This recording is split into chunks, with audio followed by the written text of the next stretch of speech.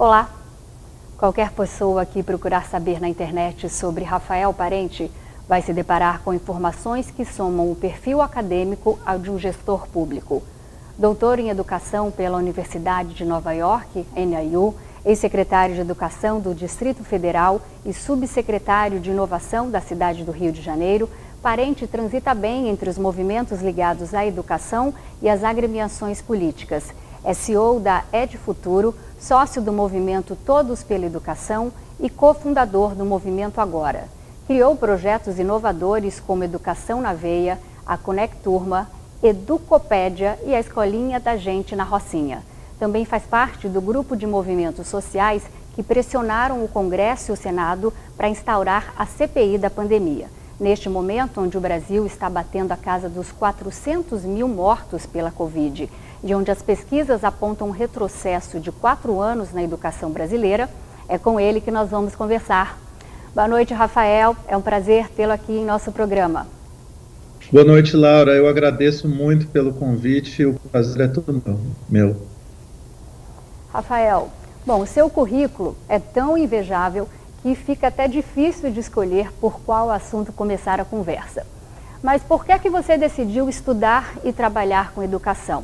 Não é muito comum nós vermos homens se interessarem por essa carreira. O seu pai, Pedro Parente, ele teve uma longa trajetória na gestão pública, atuando nos governos dos ex-presidentes José Sarney, Fernando Collor, Fernando Henrique Cardoso e Michel Temer, e sendo ministros da Casa Civil, Minas e Energia, Planejamento e até como presidente da Petrobras.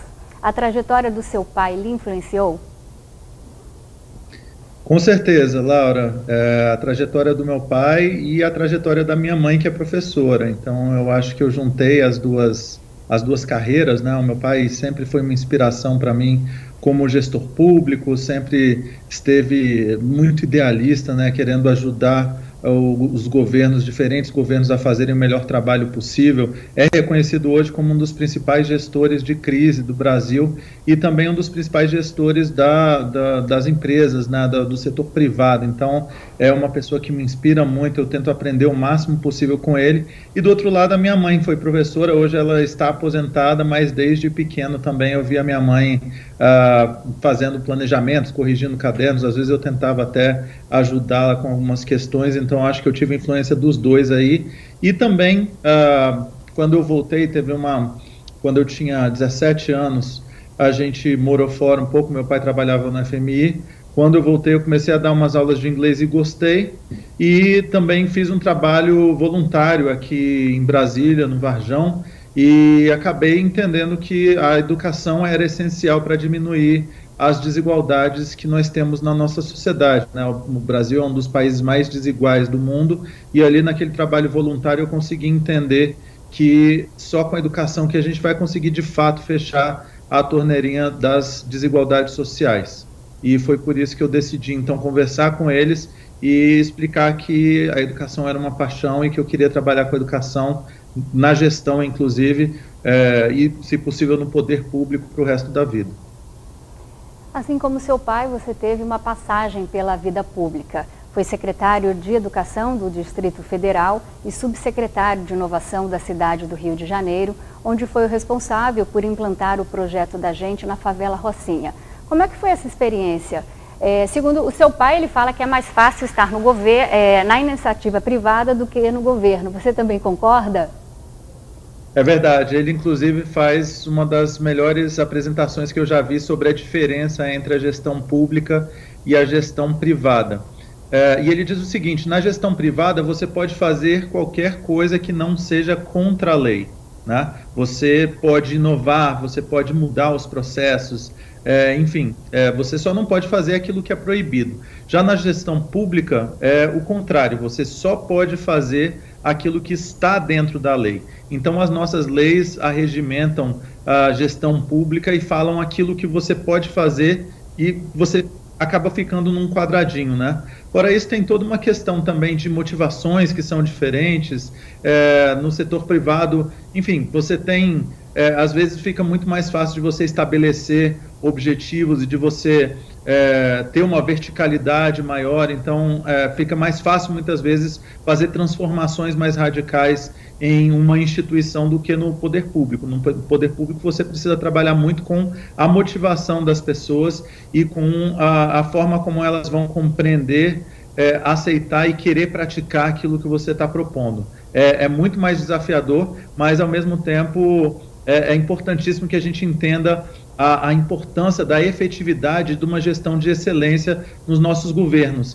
O dia que nós tivermos no Brasil gestões públicas excelentes, que saibam fazer o melhor uso possível do nosso dinheiro, do recurso público, nós com certeza seremos um país muito melhor, muito mais justo e muito mais fraterno para todos. Agora, Rafael, por que um educador está participando de um movimento pela CPI da pandemia? Qual foi o motivo da sua entrada no movimento cívico agora? Essa CPI é realmente necessária neste momento tão sensível que a sociedade está vivendo? Bom, vamos começar então pela minha entrada no agora. Eu sempre fui uma pessoa muito inquieta. Antes de mais nada, eu sou um cidadão brasileiro. Eu quero ver o meu país funcionando, né? A gente, quando viaja, eu tive a oportunidade de morar em outros lugares, morei por mais de 4 anos em Nova York, e a gente vê as coisas funcionando. E aqui a gente vê que existe recurso, né? Agora a gente precisa ver as coisas funcionarem da melhor forma também. Então isso é uma coisa que me inquieta demais. Como é que a gente tem recursos e é que a gente não consegue fazer a melhor utilização desses recursos? Por que a gente perde tanto dinheiro com a corrupção, com a descontinuidade de boas políticas, entre tantos outros grandes problemas que a gente tem no Brasil? E a Ilona, que é uma amiga que estava pensando em começar o movimento agora junto com o Leandro Machado e a Patrícia Ellen, conversando sobre isso, falando, poxa, a gente precisava criar um movimento da sociedade civil que discutisse e propusesse uma agenda mínima em diversas áreas daquilo que a gente já deveria ter feito no Brasil. Ou seja, o que a gente já deveria ter feito na educação pública no Brasil? Saúde pública, na segurança, no meio ambiente, por que a gente não avança mais rapidamente?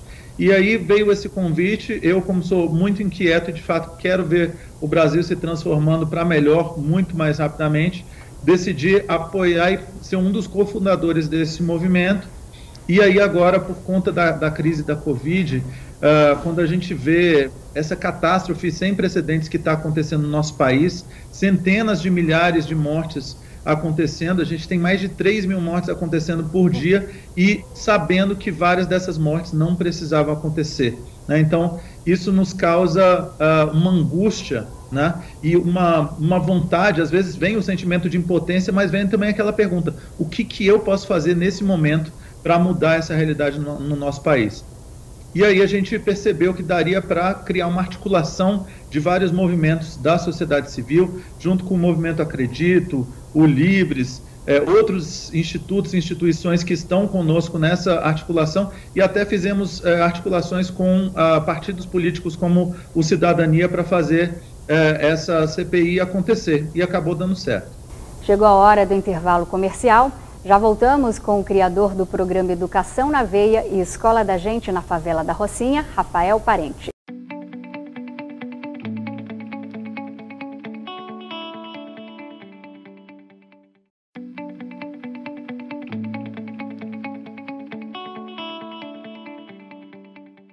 Estamos de volta com o programa Laura Campos Entrevista e hoje estamos conversando com o ex-secretário de Educação do Distrito Federal e PhD em Educação pela Universidade de Nova York, Rafael Parente. Rafael, na sua opinião, quais foram, você já falou várias coisas que o governo errou, mas tem mais coisa que ele poderia ter feito na condução da pandemia da Covid no Brasil? Quem vão ser os investigados e quais serão as punições? Bom, Laura, vamos lá. A primeira questão, de fato, é a postura, as afirmações e o comportamento, né, do nosso presidente, principalmente, e também de vários participantes do nosso governo, né? A gente deveria ter obedecido às orientações da Organização Mundial da Saúde, a gente deveria ter obedecido e dado voz aos principais cientistas no Brasil e no mundo, e nós não fizemos isso, né? Nós tivemos posturas negacionistas com muita frequência, dizendo isso não é sério, é só uma gripezinha, vão morrer algumas pessoas, mas tudo bem. Enfim, foram várias as afirmações e a gente tem isso, está tudo gravado, registrado em todas as redes sociais, então não precisa nem de eu ficar repetindo. Houve uma postura completamente desastrosa por parte não só do presidente, que deveria ter dado o exemplo e nunca deu o exemplo do que precisa ser feito durante essa pandemia, e além disso, nas várias esferas do governo, a gente também tem uma série de inações, de falta de ações que acabaram gerando outras crises. Por exemplo, a gente tem o comércio fechando, a diminuição do consumo, várias pessoas ficando desempregadas que precisam do auxílio emergencial. O governo tentou por muito tempo não dar esse auxílio, foi também obrigado a oferecer o auxílio pelo Congresso, né, pelos legisladores. Na marra, né? Na marra, e demorou muito tempo, né, Laura? Demorou muito tempo para o governo começar a dar esse auxílio. A gente não tinha mais tanta gente passando fome no Brasil. A gente não tinha mais tanta gente na miséria, né? Acho que são 17 anos, a gente voltou atrás, 17 anos no número de pessoas que estão vivendo na miséria no nosso país. Pessoas que estão loucas, estão enlouquecidas porque não têm o que comer.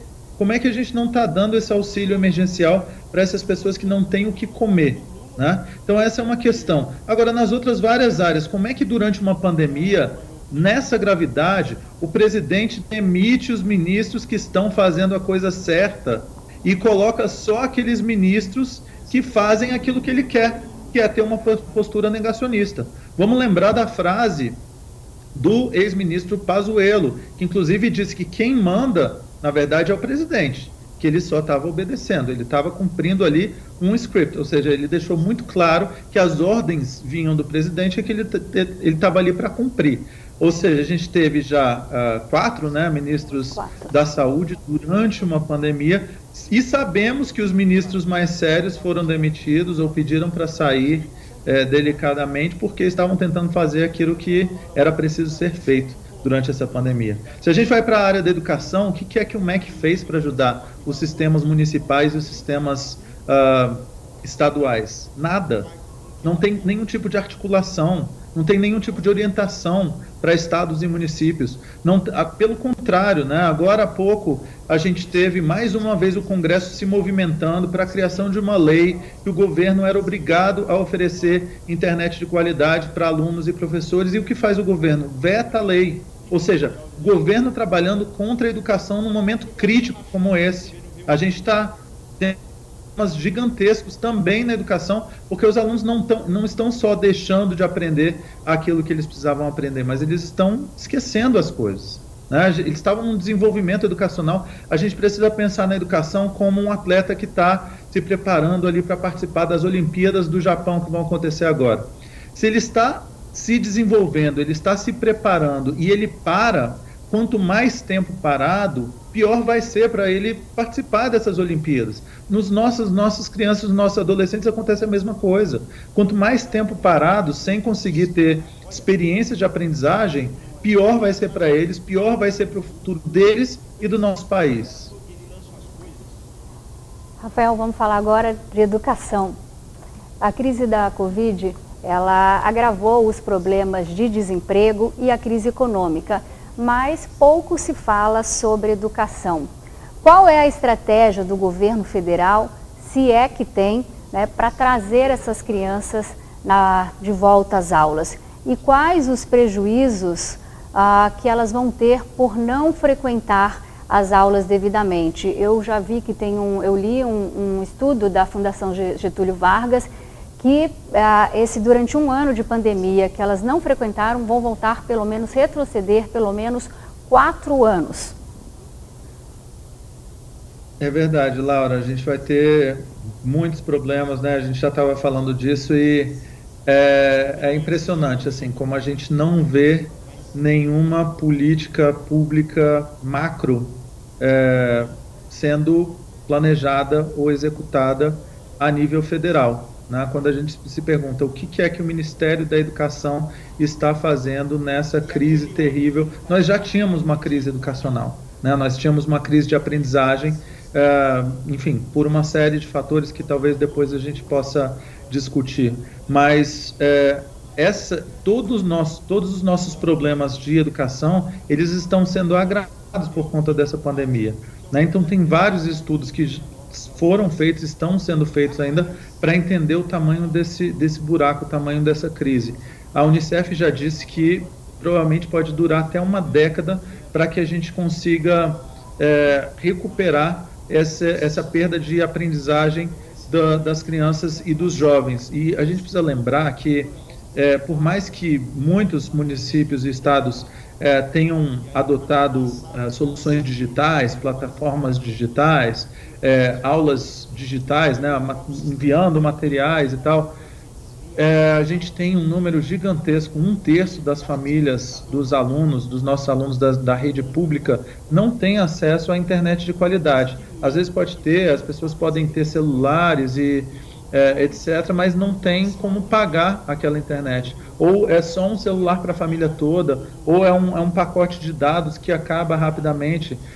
Ou seja, não tem como 1/3 dos nossos alunos não conseguem acompanhar essas experiências virtuais. E isso é muito triste, porque mais uma vez a gente vê as desigualdades educacionais aumentando ainda mais, né? Os nossos alunos de classe média que frequentam escolas particulares continuaram aprendendo, não o mesmo que eles aprenderiam se eles tivessem aulas presenciais, porque é muito cansativo, é muito diferente. Em qualquer país, essa mudança de aulas presenciais para aulas online, houve uma queda na quantidade de aprendizagem. Em vários países eles já conseguiram calcular essa queda. Aqui no Brasil foi muito pior justamente por isso. A gente tem uma classe média que consegue ainda ter as aulas online, mas a gente tem um número gigantesco de crianças e jovens que não conseguem acompanhar porque não tem internet, não tem computador, não tem celular, né? E a gente não criou outras estratégias. Por exemplo, o MEC poderia ter criado um canal na TV aberto para o Brasil inteiro, com aulas sem parar, para todos os anos, de todas as matérias, para que os alunos acompanhassem de casa, né? Isso Rafael, não foi feito. Falando nisso, eu estava vendo exatamente isso. Você falou de aulas em casa, um professor relatando que os professores também não foram preparados para dar aula online. Então, não importa se é de escola pública ou privada, porque se o professor não tem preparo para dar a aula, você imagina o que vai acontecer, né? Não tem preparo nenhum. Então, foi ruim para todo mundo. Devia ter uma opção B, que o governo não se preocupou com isso. É isso, né? A gente precisava de uma série de coisas acontecendo. A gente precisava ter uma formação dos professores para que eles pudessem se adaptar a esse ensino remoto, a uma educação híbrida. Como é que eles podem fazer para que os alunos se cansem menos, ou para que as atividades sejam mais estimulantes, e não só, não, eu vou preparar agora aquilo que eu tinha que dar numa aula presencial, eu vou dar agora pela câmera. Não funciona desse jeito, não tem como funcionar desse jeito. As crianças e os adolescentes ficam cansados, a gente fica cansado. Participar de tantas reuniões por computadores o dia todo, né? Tem a fadiga da tela, tem uma série de coisas científicas que comprovam que a gente cansa muito mais se a gente fica na frente da tela o tempo inteiro. Então, tem essa questão da formação, tem a questão de auxiliar municípios e estados, e vamos lá, Laura, que no Brasil profundo, Brasil real, a gente tem 4.000 escolas ainda no Brasil, 4.000 escolas no Brasil, sem banheiro, que não tem um banheiro dentro do prédio da escola, né? Então, o MEC deveria estar se movimentando para criar todas as condições necessárias para que essas escolas, na hora da reabertura, conseguissem seguir todos os protocolos de segurança, de higiene, de distanciamento e etc., né? O MEC deveria estar articulando, criando uma articulação, uma mobilização nacional pela vacinação dos profissionais da educação, para que a gente pudesse abrir as escolas mais rapidamente, né? Poderia estar auxiliando com materiais didáticos, como eu disse, programas de TV, programas de rádio, criando estratégias diferentes para que esses alunos, em especial os mais carentes, não tivessem tantos problemas com essa suspensão das aulas nas escolas públicas. Mas, infelizmente, cadê o MEC? Vamos para mais um rápido intervalo e daqui a pouco a gente volta com Rafael Parente, que é cofundador do Movimento Agora, um dos grupos sociais que pressionaram o Congresso pela CPI da pandemia.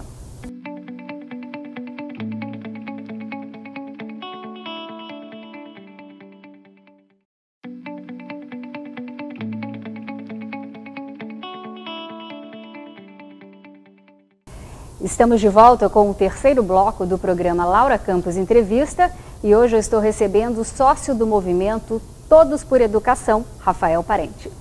Rafael, a passagem pelo comando do Ministério da Educação de figuras polêmicas, mais preocupadas com a militância política do que com o desenvolvimento, ela está atrasando o Brasil. Quantos anos ou até décadas nós estamos jogando fora com tamanho absurdo?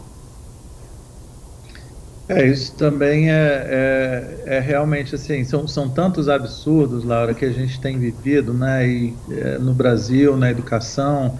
A gente teve aí o pior ministro da educação que a gente poderia ter na nossa história, né, que felizmente foi demitido, mas caiu para cima, né, como dizem por aí.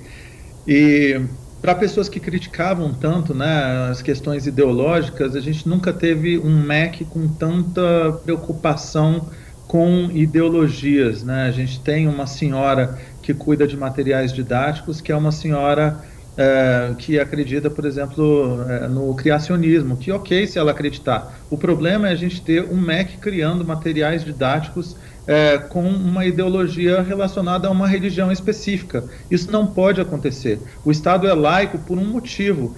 A gente não pode obrigar as outras pessoas que vivem no nosso país, que são nossos compatriotas, a seguir a mesma crença que a gente tem, né? Existe uma coisa chamada liberdade de religião também, liberdade religiosa.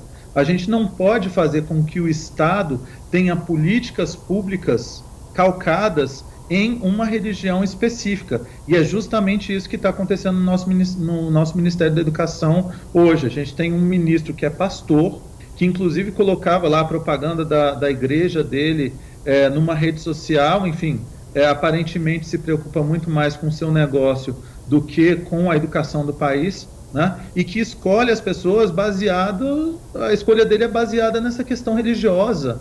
Ou seja, você não tem uma preocupação com o mérito daquela pessoa, com quão competente é aquela pessoa para assumir aquela posição. A gente tem agora um caso mais recente na CAPES, né, dessa senhora que também, enfim, é da mesma igreja, é uma religiosa, não tem experiência suficiente, tem questões ali com a tese dela, não tem nada, não tem uma formação, não tem experiência, não tem nenhuma justificativa para ela ocupar a posição que ela está. Ou seja...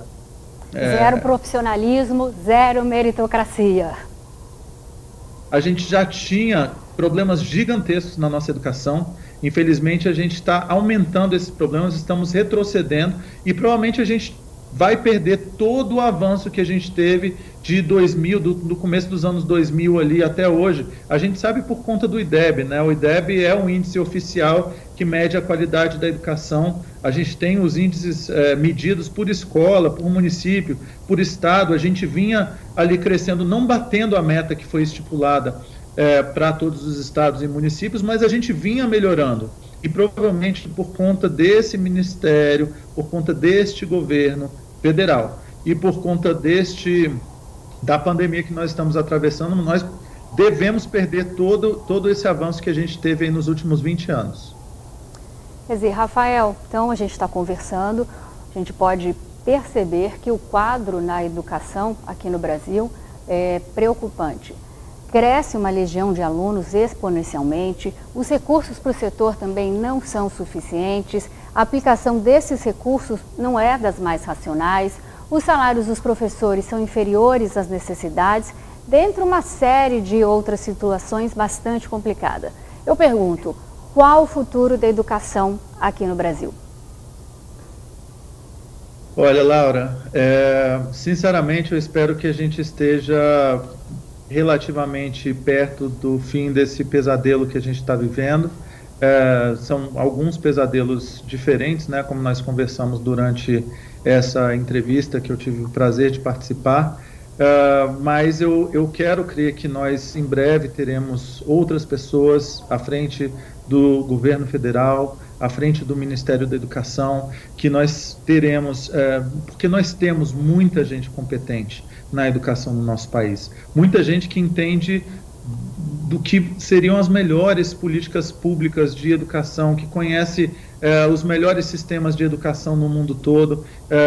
Eu trabalhei com a Cláudia Costin no Rio de Janeiro, né? Fui subsecretário da Cláudia. A Cláudia é uma pessoa brilhante, que seria, acho que a melhor ministra de educação que a gente poderia ter no nosso país, mas posso citar outras. A Priscila Cruz, que está à frente do Todos pela Educação, é também uma pessoa brilhante, que seria uma excelente ministra, também participa no Movimento Agora. Enfim, são tantas pessoas, tantos bons secretários estaduais que nós temos, né? E não estou falando só de um espectro político ou de outro. A gente tem a secretária Fátima em Goiás, que trabalha com Caiado, que é uma excelente secretária. A gente tem o secretário Vitor no Espírito Santo, tem vários secretários que são excelentes secretários, tem muita gente boa na educação do nosso país. É por isso que eu ainda sou otimista. Nós já tivemos grandes educadores, nós continuamos tendo excelentes educadores e muita gente que sabe o seguinte: o Brasil nunca vai ser um país sério,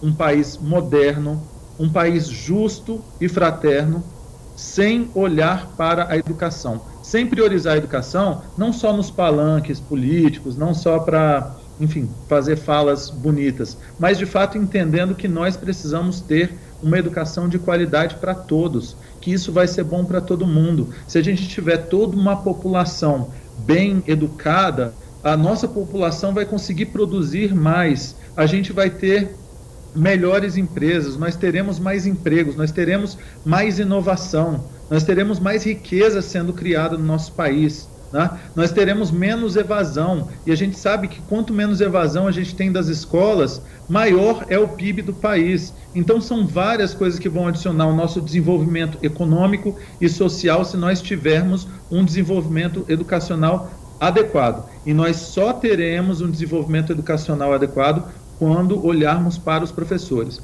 Não existe educação de qualidade sem professor excelente. Nós precisamos olhar para os nossos professores, fazer uma boa formação dos nossos professores, tanto uma formação inicial quanto uma formação continuada, ter ótimos materiais, ótimas metodologias nas nossas escolas, né? Precisamos inclusive fazer com que esses professores ajudem a criar, se sintam participantes das políticas públicas que estão sendo implementadas nos nossos municípios e nos nossos estados, e também ajudando a inovar. Na escola, na Rocinha, dentro da Rocinha, a gente criou uma escola, Laura, que foi considerada pela Microsoft uma das 100 escolas mais inovadoras do mundo. Ou seja, a gente conseguiu colocar dentro de uma das maiores favelas do nosso país, uma das 100 escolas mais inovadoras do mundo, que tem sucesso até hoje. É uma das escolas que tem o melhor resultado dentre as escolas em áreas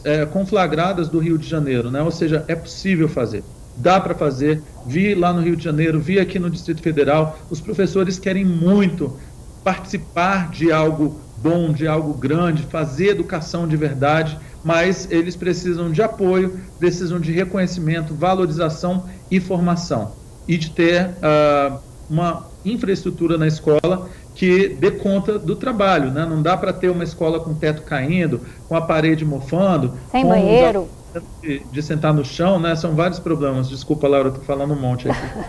Imagina. Vamos continuar falando sobre isso. Houve uma redução drástica do investimento público em pesquisas, em bolsas de estudos no exterior, em novos experimentos, tecnologia nas universidades públicas e também nas escolas. Isso representa um atraso colossal na construção de um país desenvolvido e culto, né, como você acabou de dizer. O que causou esse desastre? Políticas de governo equivocadas ou má vontade com a educação? Eu acho que são as duas coisas, Laura. A gente tem um governo que não compreende a importância da educação. Eu acho que não é só isso. o governo joga contra a educação, né? Esse governo tem áreas específicas que são constantemente atacadas pelo governo federal. Uma delas é a educação, que também ataca a ciência, que também ataca os artistas, que também ataca os ambientalistas. Enfim, são profissionais e são áreas específicas que infelizmente sofrem o maior retrocesso dentre todas as áreas, né? É claro que a gente tem questões fiscais, que nós precisamos compreender que nós temos um orçamento limitado, que pode ser que um ano ou outro nós tenhamos cortes no orçamento. O que não pode a gente ter, como nós temos atualmente, privilegiado áreas específicas, como por exemplo, a gente tem aumentado as benesses, né, para os militares, aumentado muito os recursos aí que vão para o nosso exército e feito cortes gigantescos na nossa educação, na ciência, como você disse, nas pesquisas, né? Ou seja, você tem ali o bolo que está sendo repartido e você está tirando o pedaço de bolo que você ia dar para a educação e você está entregando para outras áreas, né? Então, de alguma forma, existe um raciocínio, uma lógica que causa prejuízos gigantescos para a nossa educação, para a nossa ciência e para a evolução cognitiva, inclusive, do país, para a nossa evolução enquanto sociedade, né? Se a gente não tem bons cientistas, se os cientistas que estão aqui, e quantas histórias, Laura, a gente conhece de cientistas excepcionais que são brasileiros, que tentaram de toda forma fazer um trabalho bom aqui no nosso país, mas que infelizmente tem de se mudar para outros países, porque não tem verba, não tem apoio, não tem um bom salário, não tem bons equipamentos, não tem para quem recorrer para que eles possam continuar fazendo um trabalho de excelência aqui no nosso país, né? Isso tem um nome, chama brain drain, né? Que é quando você suga o cérebro. Então tem vários países que estão sugando os nossos melhores cérebros, os nossos melhores cientistas, estão deixando o país para ir para outros países porque não há investimento suficiente em pesquisa e ciências. E isso é muito triste. O país está perdendo muito com tudo isso e vai continuar perdendo aí por um bom tempo. Rafael, esse recurso, né, que nós estamos comentando agora, que eles estão tirando da educação e muitas vezes destinando para os militares. Esses recursos, eles representam cerca de 10 bilhões de reais, ou seja, como você mesmo disse, está havendo um desinvestimento na educação. Mas para o Brasil voltar a ser uma potência, nem uma potência, já se sabe que a base de qualquer país forte é a educação. Então eu lhe indago, tirar dinheiro da educação para aumentar a verba da defesa não é também criminoso? É criminoso, Laura. É criminoso e aí mais uma vez a gente precisa lembrar de outras histórias pelo mundo, né? Há vários países que eram mais pobres do que o Brasil. Vamos falar de dois deles, o Vietnã e a Coreia do Sul. A Coreia do Sul e o Vietnã já foram mais pobres do que o Brasil. Mais pobres na quantidade de riqueza por pessoa, que produz por pessoa. A gente tem uma quantidade de riqueza total, que aí, obviamente, o Brasil continua muito mais rico do que esses dois países, mas tem uma quantidade de riquezas por pessoa. E o que esses países têm feito? Não só eles, mas vários outros países, a Polônia, enfim, podia falar de vários países aqui que têm feito a mesma coisa. Não existe outra saída que não investir na educação, né? A China, por exemplo, como é que a China se tornou essa grande potência, essa potência gigantesca que a gente vê hoje no mundo? A China hoje forma um número de doutores que a China forma por ano, é o número de doutores que a gente tem no nosso país, né? Então, todos esses países que sabem, que querem um desenvolvimento social, um desenvolvimento econômico, que querem mais inovação, que querem ser mais protagonistas no mundo, que querem ter empresas que possam competir de fato de igual para igual com as maiores empresas no mundo todo, não tem como fazer de outro jeito. Você precisa planejar e investir muito na educação. E educação de qualidade custa caro. Não existe, por exemplo, escola particular que faça um excelente trabalho e tenha uma mensalidade pequenininha, porque a gente precisa investir muito em muita coisa para poder fazer educação de qualidade. Esses países fizeram o dever de casa. A Coreia do Sul começou lá nos anos 60, um planejamento de várias décadas para melhorar o seu sistema educacional, e hoje está aí, com algumas das maiores empresas do mundo. É outro país, é um país completamente diferente, com as pessoas tendo muito mais riqueza, né, do que aqui no nosso país. E nós vamos ficar cada vez mais para trás, porque nós não fazemos o que nós deveríamos fazer, que é investir na educação. Então, quem não investe em educação está errado, e quem desinveste está fazendo o pior trabalho possível, porque tem uma coisa que a gente fala na educação que é assim: na saúde, as pessoas morrem rápido. Você vê ali, quando você tira o investimento da saúde, se aquele hospital não tem remédio, não tem os aparelhos, não tem energia elétrica, a pessoa vai morrer, mas vai morrer assim, rápido, e aí vai aparecer muito mais rapidamente. Na imprensa, as pessoas vão ver, vai ter uma comoção geral. Na educação, as pessoas morrem devagar, né? Ou seja, se você não coloca um financiamento para as escolas, para os professores, para as metodologias, para a inovação, para ter infraestrutura, para que todas as nossas crianças, nossos jovens tenham escolas que sejam inspiradoras, acolhedoras, desafiadoras, a gente vê que muitas das nossas crianças e jovens vão definhar, vão ser criminosos, vão deixar a escola, não vão conseguir desenvolver os seus potenciais, né? Quantos Einsteins, quantos grandes cientistas, quantos grandes empresários, quantos grandes artistas, quantos grandes professores, esportistas, etc., a gente poderia ter no nosso país se a gente oferecesse educação de excelência para todas as crianças e jovens. Quantos futuros a gente está deixando no lixo? Quantas pessoas estão morrendo aos poucos porque o governo está tirando 10 bilhões da educação para colocar no Exército, nas Forças Armadas? É muito triste, eu concordo com você. É criminoso. Vamos para o terceiro e último intervalo do programa Laura Campos Entrevista e já voltamos para falar mais sobre educação nestes tempos de pandemia com Rafael Parente.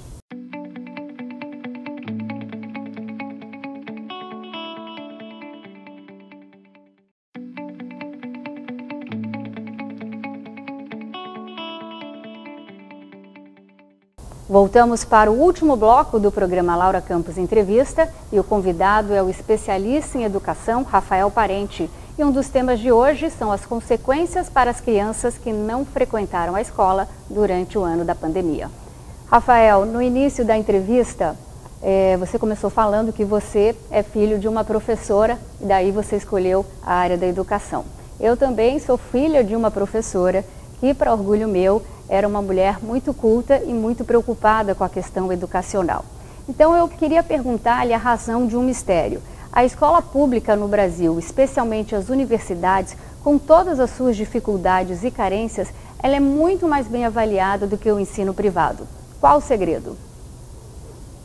Olha, historicamente, Laura, a gente fez um investimento bastante alto nas nossas universidades, né? Então a gente tem poucas universidades, a gente não tem universidades para todos que querem ir para a universidade pública, mas a gente faz um investimento alto nessas poucas universidades que a gente tem, né? E aí a gente investe bem nos professores, eles não têm um salário ideal, não é um salário maravilhoso, mas tem um salário que é um bom salário, né? Há um investimento na infraestrutura, um investimento em livros, em laboratórios, em inovação, em trazer inclusive inovações de fora e poder criar inovações junto com outros países. Então a gente tem, por exemplo, vários cientistas que trabalham nas nossas maiores universidades, nas nossas universidades como, enfim, USP, Unicamp, o FRJ, nas PUCs, né? nós temos vários cientistas trabalhando com cientistas do mundo todo, né? Então, eu acho que basicamente existe um investimento bastante alto na valorização desses profissionais. Eles se sentem reconhecidos, eles se sentem motivados, engajados, querem fazer um bom trabalho, porque existe essa valorização financeira, inclusive. É preciso que a gente fale que nós precisamos ter a valorização financeira dos profissionais, de todos os profissionais da educação, mas também que a gente precisa investir na infraestrutura. É muito diferente, né, se você vai numa escola que está caindo aos pedaços, né, que não, infelizmente, não é tão difícil da gente encontrar escolas com péssima infraestrutura em vários lugares do nosso país. Né, e a gente entra naquela escola. Que profissional, Laura, que teria vontade de fazer um bom trabalho chegando numa escola que está caindo aos pedaços?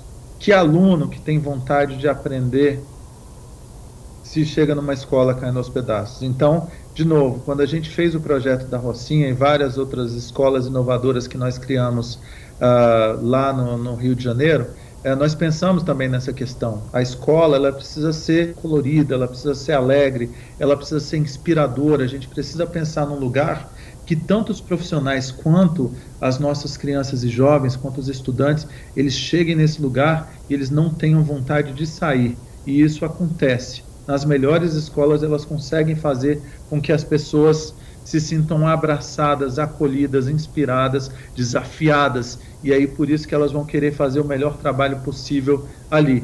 E obviamente que a gente tem também que investir numa formação continuada desses profissionais, e precisamos ter tecnologia de ponta, materiais, metodologias inovadoras. Afinal de contas, a gente não pode ter mais a mesma educação que foi criada lá na Revolução Industrial, que era só as pessoas serem treinadas para fazerem processos repetitivos, para apertarem parafusos. Não. Hoje nós precisamos formar nossas crianças e jovens para que eles sejam criativos, para que eles consigam se adaptar culturalmente, possam viajar para outros países, possam trabalhar com pessoas de culturas completamente diferentes, para que eles sejam resilientes, porque eles podem viver outros problemas como esse que a gente está vivendo da pandemia. Provavelmente eles vão ter outros problemas acontecendo em suas vidas que podem ser tão graves quanto esse problema que a gente está vivendo atualmente. Eles precisam conseguir se comunicar bem, né, de várias formas. Eles precisam conseguir fazer uma boa gestão das suas emoções e precisam principalmente desenvolver plenamente o seu potencial e saber planejar como realizar os seus sonhos, o seu propósito de vida. Né? Então, tudo isso é muito importante, e isso tudo é possível com o investimento, planejamento das melhores políticas públicas educacionais. É possível fazer, mas é essencial que a gente tenha vontade política para isso. Rafael, muito obrigada pela nossa conversa. Eu quero que você volte aqui para falar de todos esses projetos que você tem na área da educação, esse programa, né, que passa em outra televisão, Educação na Veia, a Escola da Gente na Rocinha, que é um projeto sensacional. E, sinceramente, eu torço muito para que todo esse esforço que você está fazendo tenha muito sucesso. Laura, eu fico muito feliz, eu agradeço demais pelo convite, por ter estado aqui, ter tido essa conversa longa com vocês. Será um prazer retornar. E eu te parabenizo por ter feito, né, e por fazer tantas conversas importantes no Brasil, que a gente realmente nunca precisou tanto. Ter conversas importantes, às vezes óbvias, sobre questões que a gente já deveria ter alcançado, né, dentro dos retrocessos todos que nós estamos vivendo. Então, muito obrigado, foi um prazer enorme estar aqui contigo. Parabéns pelo seu trabalho, que é essencial no momento atual do nosso país. E para você que acompanhou o nosso programa, eu me despeço agora. Obrigada pela companhia e continue ligado na programação aqui da TBO, a TV que você se vê. Até mais!